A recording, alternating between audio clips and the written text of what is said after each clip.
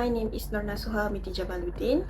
Today, I'm going to talk about the famous case of Kirstin Lobato, who is falsely accused for 16 years of murder. Las Vegas, Nevada, USA. Date of the crime, which is July 8, 2001. The victim, Duran Bailey, 44 years old, a homeless man, and the accused is the Kirstin Lobato at that time was 18 years old, which falsely accused for voluntarily manslaughter and sexual penetration of a dead body. Now, let's delve deeper.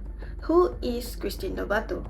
She is known as Blaze by her friend, at that time was 18 years old, a drug addict and a sexual assault survivor due to this case.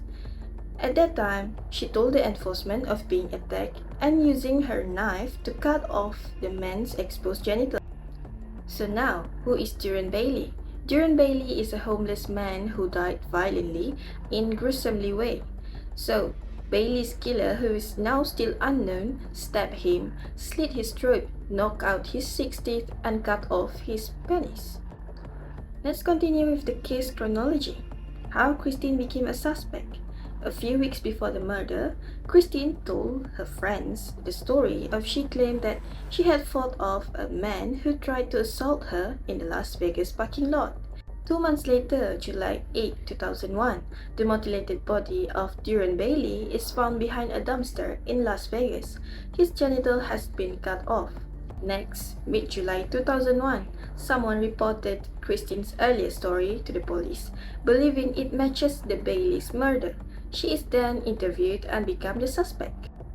On July 20, Kirstin is arrested for the murder and sexual mutilation despite claiming she was in Paneca, Nevada, which is 200 miles away at the time of the murder.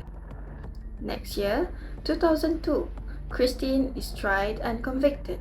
No forensic entomology or scientific analysis is presented regarding the time of the death. She is sentenced to 40 to 100 years in prison. Fast forward a few years later, on 2006, she wins a partial appeal and is granted a retrial, but remains convicted on other charges. On 2017, new evidence and support from Innocence Project led to a re-examination of her alibi and trial's error. And finally, on December 2017, a judge vacates the conviction and Kirstin is released after serving over 15 years in prison. Or we can say 16 years. Did you know that a civil trial jury awarded Lobato $34 million in damage for violation of her rights by legal officers that caused her wrongful convictions? Hi, Assalamualaikum, good day everyone. My name is Nurul Kaisha bin Desairuddin. I'll proceed the presentation with the investigation process. In 2001, 18 years old Kirstin Lobato was arrested and later convicted for the brutal murder of Duran Bailey in Las Vegas. But the investigation process that led to her conviction was deeply flawed, especially when it came to the forensic science. After Bailey's body was found behind a dumpster, the medical examiner gave a very wide time of death estimate, which is anywhere from 2 to 24 hours before the body was discovered. Investigators used this to argue that Lobato, who lived over 160 miles away, could have committed the crime and returned home. But here's the problem. There is no forensic entomology was used during the original investigation. No one documented any insect activity at the scene, even though it was July in Nevada, which is hot and ideal condition for blowflies to arrive quickly after death. And then, 8 years later, in 2009, a forensic entomologist, Dr. Gail Anderson, was brought in. She reviewed the original crime scene photos and saw what the investigator had missed, which there were no blowflies, no larvae, no eggs. That absence was scientifically important. Blowflies don't fly at night.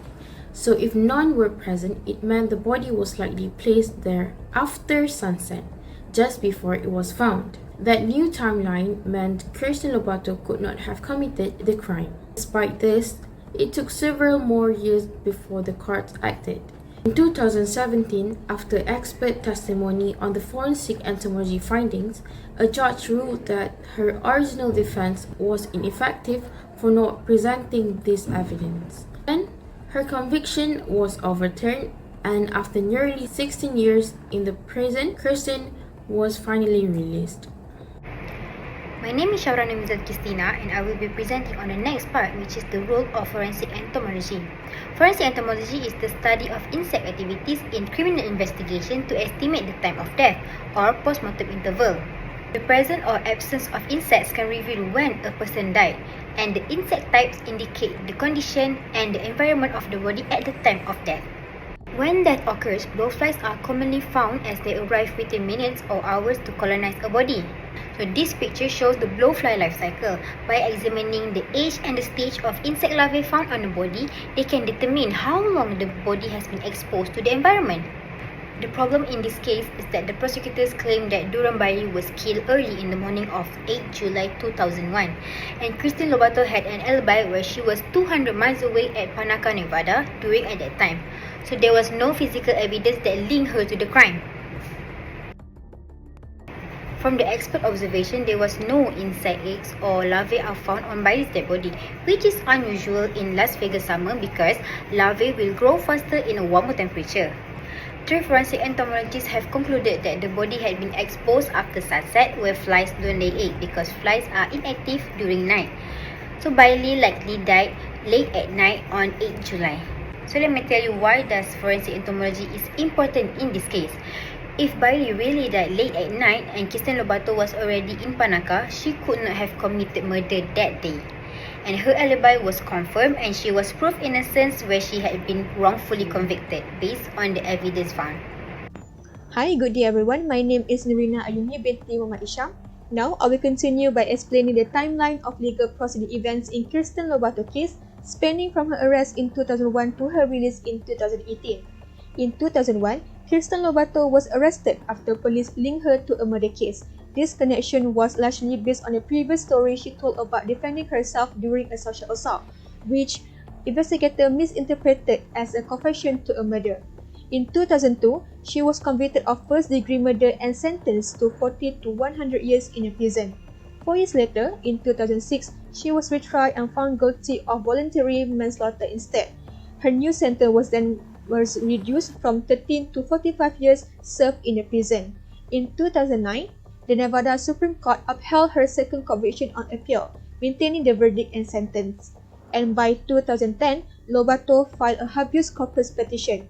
She argued that her legal counsel was ineffective and presented alibi evidence showing that she was in Panaca, far from the crime scene, at the time of the murder. In 2017, a district court agreed with her petition and granted a new trial. The court cited a poor legal representation and a new forensic evidence that significantly weakened the prosecution case. And finally, early 2018, all charges were dismissed and Kirstin Lobato was released after serving more than 50 years in a prison. To conclude, the case of Kirstin Lobato demonstrates the serious consequences of investigative bias, incorrect forensic analysis, and the disregard of harmless evidence. Despite a lack of physical evidence and credible alibis, her lawful arrest was ultimately overturned through the application of forensic entomology and increased legal review. Her release highlights the importance of science and justice, the dangers of tunnel vision in investigation, and the urgent need for fairness and honesty within the criminal justice system. So that's all from our group. Thank you for your listening.